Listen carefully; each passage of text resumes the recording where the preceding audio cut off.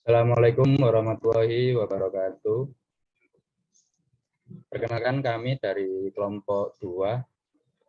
Di sini kami akan membahas seputar CSS3 dan HTML5. Di sini ada beberapa anggota kelompok kami. Yang pertama saya sendiri, Muhammad Firman Hidayat, NPM 2008-10-10-002. Selanjutnya teman saya.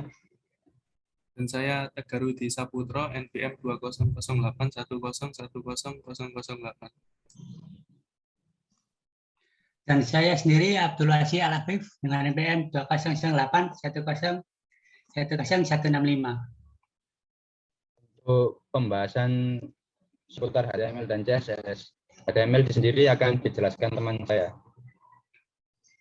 Selanjutnya. Canvas.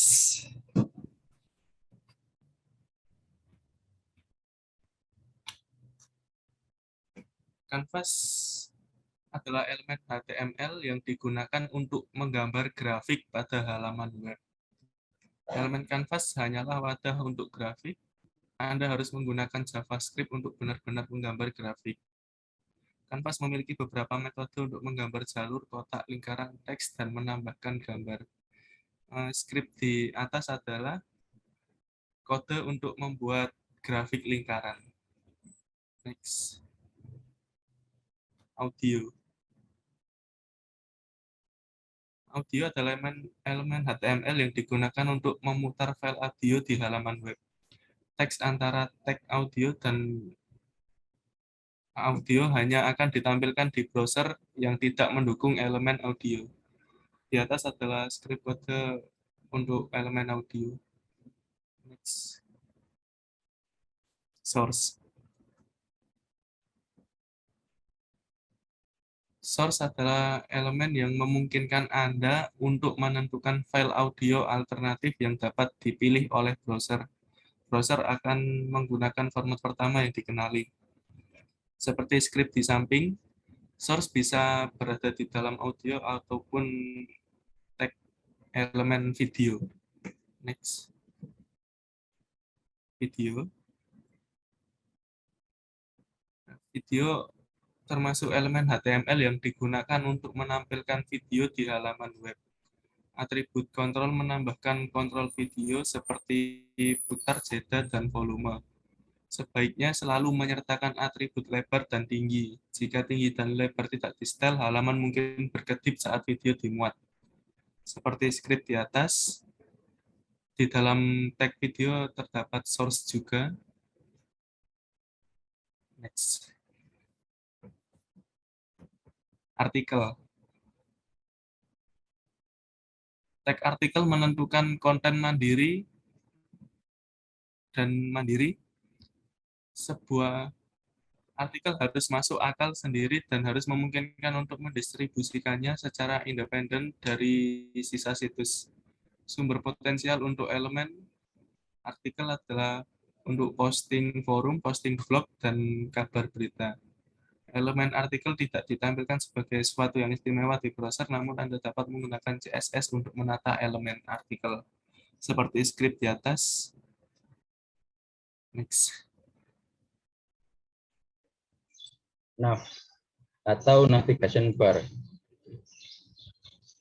HTML nav atau elemen nav ini mempresentasikan link navigasi. Link yang ditulis di dalam elemen nav biasanya menunjukkan navigasi menu utama dalam sebuah halaman website. Namun, elemen nav tidak boleh digunakan sebagai induk elemen ini main. Artinya di dalam elemen nav tidak boleh ditulis terdapat main elemen. Nah, ini contohnya untuk membuat elemen nav. Di sini terdapat skripnya yaitu seperti ini. Terus header dari sebuah section mungkin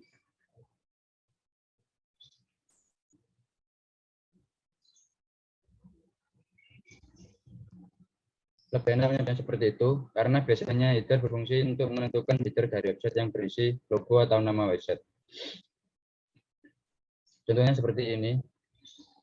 Jika ingin membuat sebuah title di dalam website atau logo di dalam website, bentuk scriptnya seperti ini.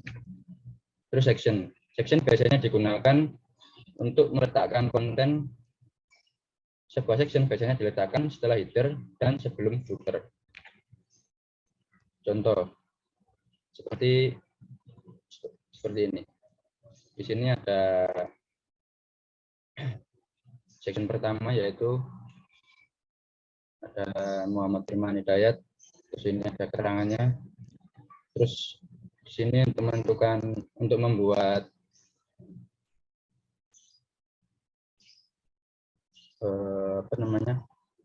tempat gambarnya. Terus ini footer elemen mempersembahkan sebuah catatan kaki bagian footer. Untuk elemen yang menaunginya berada di dalamnya, seperti catatan kaki pada sebuah artikel elemen. Jadi footer ini berada di bagian paling bawah sendiri. Dan elemen footer tidak digunakan untuk mengelompokkan konten dan ia tidak menunjukkan bagian baru. Contohnya seperti ini.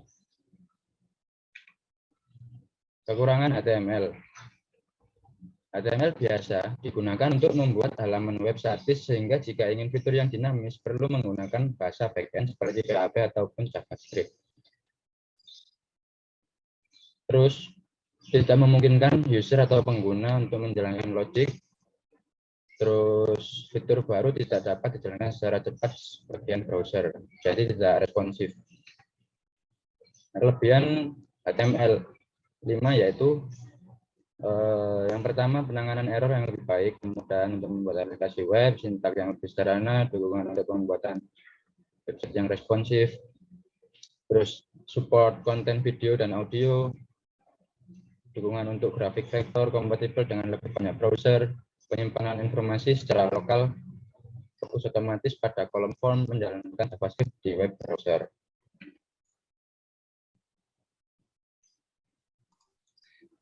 Selanjutnya CSS3, next.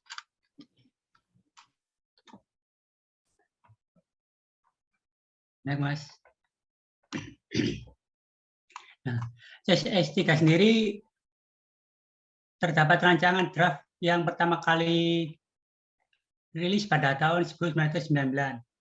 CSS3 adalah CSS versi terbaru yang menawarkan fitur-fitur baru seperti fungsi sudut membulat kalau di CSS fungsi border radius atau warna RGB yang lebih baik daripada pendahulunya CSS versi 2.1.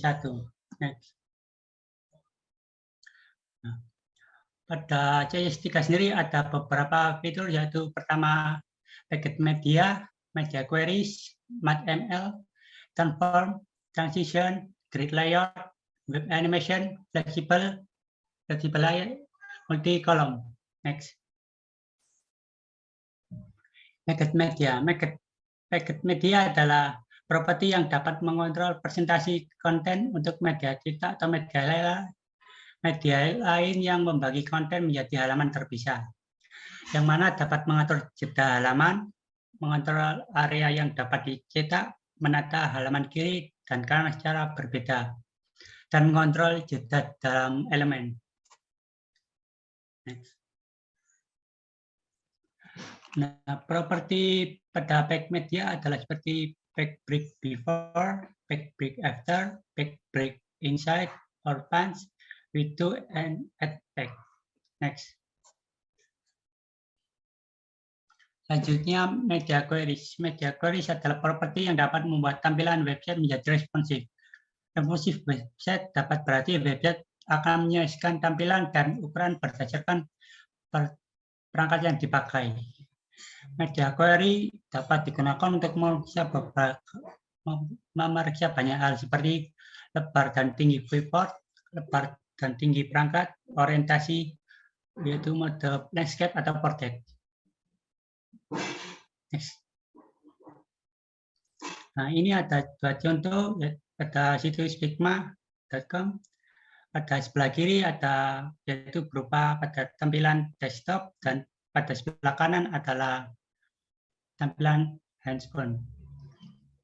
Di mana pada dapat dilihat pada menunya pada desktop itu muncul dan pada handphone itu menunya tidak muncul. Next.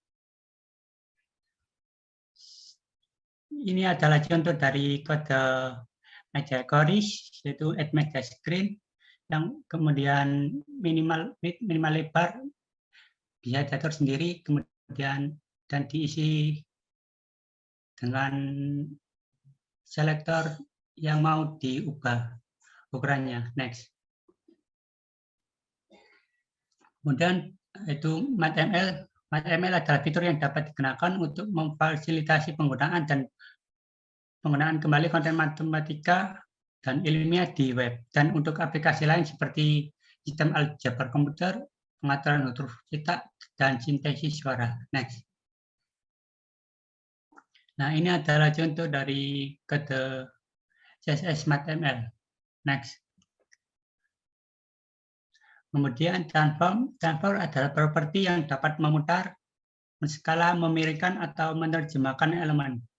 Properti di dalam transform berupa translate, rotate, rescale, skew, dan matrix. Next. Nah, ini adalah contoh kode dari transform. Next. Kemudian transition. Transition adalah properti yang dapat mengubah value dari properti dengan landar dalam durasi tertentu. Dan properti dalam transition berupa transition delay, transition duration, transition property, dan transition timing function. Next. Nah, ini contoh kode CSS pada property transition. Next. Kemudian grid layout. Grid layout adalah properti yang dapat untuk membuat tata letak berbasis dengan grid berupa baris dan kolom. Dengan menggunakan grid layout, kita dapat dengan mudah mendesain halaman web tanpa harus menggunakan plot dan positioning. Next.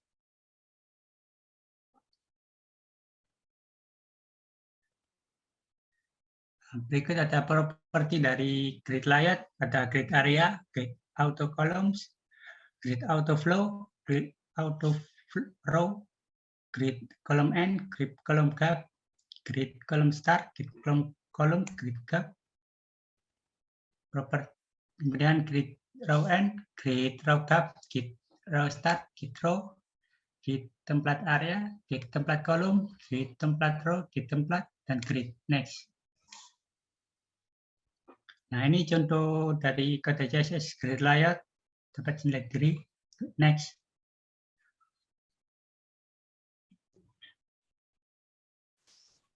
Web animation. Web animation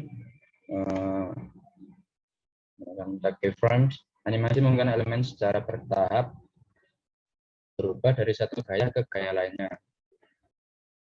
Untuk menggunakan atau ingin menambahkan animasi ke dalam sebuah website atau elemen yang ingin ditambahi animasi, contoh skripnya seperti yang berada di kanan ini, kita harus mengatur tinggi dan lebar, terus nama tagnya sama durasi yang kita inginkan. Terus flexible layout. Flexible layout, sebelum modul tata letak Flexboard ada 4 model tata letak. Block untuk bagian di dalam web, inline untuk teks, table untuk data table 2 dimensi, positioned untuk posisi eksplisit suatu elemen. Contohnya seperti yang berada di kanan ini, contoh stripnya. multi-column. Multi-column, tata letak multi-column CSS memungkinkan definisi yang mudah dari beberapa kolom teks seperti di koran. Properti jumlah kolom menentukan jumlah kolom yang harus dibagi menjadi elemen. Contoh berikut akan membagi teks pada elemen div menjadi 3 kolom, seperti skrip di atas. Kelebihan CSS dan CSS3. CSS3 adalah versi terbaru dari CSS. Ini memiliki banyak keunggulan dibandingkan pendahulunya. CS3 mendapatkan popularitas di awal 2010, dan pada saat itu beberapa browser bahkan tidak menggunakan untuk mendukung CSS3 sehingga butuh beberapa saat bagi komunitas pengembang untuk menerapkan ke proyek mereka. Dan kelebihannya adalah responsivitas secara inheren mendukung desain responsif dan dilengkapi untuk menangani query media. Query media membantu membuat situs web responsif karena kami dapat menerapkan properti CSS yang dipersonalisasi untuk lebar layar yang berbeda. Dengan demikian, situs web terlihat bagus di setiap perangkat yang diakses.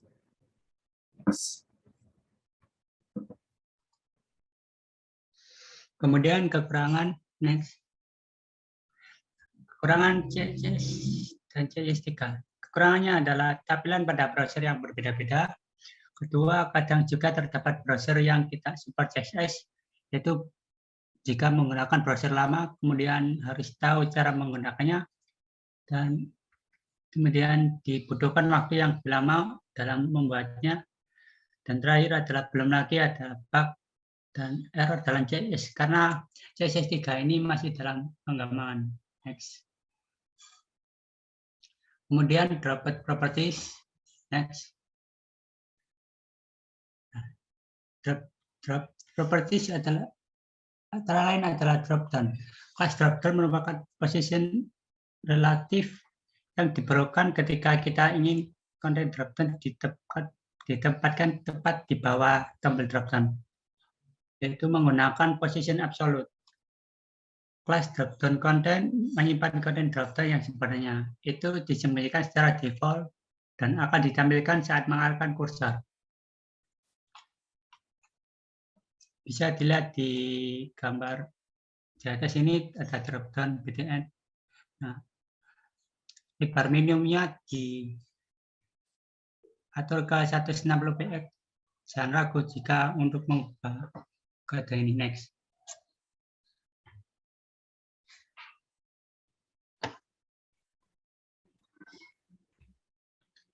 Berikut adalah daftar pustaka yang kami gunakan. Sekian presentasi dari kelompok kami. Jika ada kurangnya mohon maaf. Wassalamualaikum warahmatullahi wabarakatuh.